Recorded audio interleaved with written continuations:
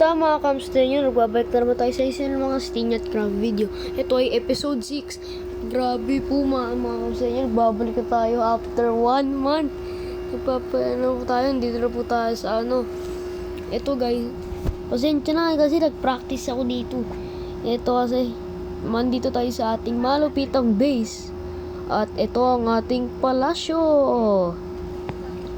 Ito ang ating palasyo dito mga kamster nyo. At yun po, ginawa po nito ay si Dean Vance. Kung hindi nyo po kilala si Dean Vance, siya po ay isa pong member. Pero nag-join na po sila kung pag nag-grind po ako ng materials. At sinabihan po niya ako kung pwede po siyang gumawa. Sabi niya po gumawa. Ito po, si Timothy, isa rin po siyang member sa Stingat Craft. At ito po ay isa na naman po journey. Kung nakikita nyo po, ano to? Ang rason kung bakit sumabog ang brewing house sa inyong base ay dahil sa isang elemento. Ang kinakatakutan na ang pangalan ay Hydra. Hydra? Sino si Hydra? Isang elemento na kinakatakutan. Sino si Hydra? Ito katago natin to. Sinulat ni Dean Vance? Paano niya nakaitas yun? So, bibigyan ko dahil po nagbabalik na po tayo mga kahamstenyo.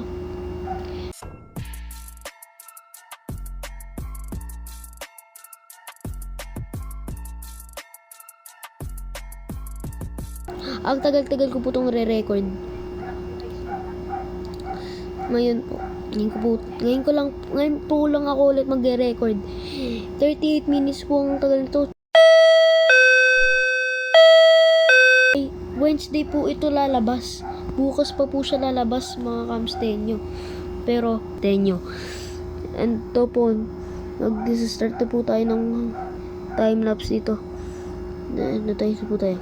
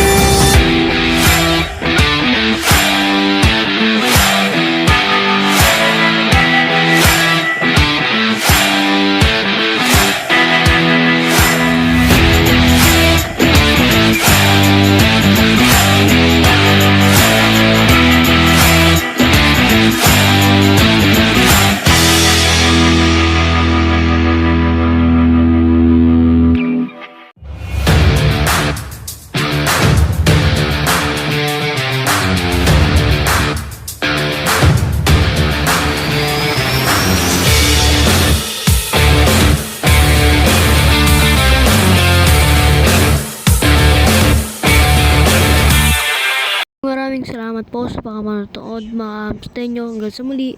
Bye-bye.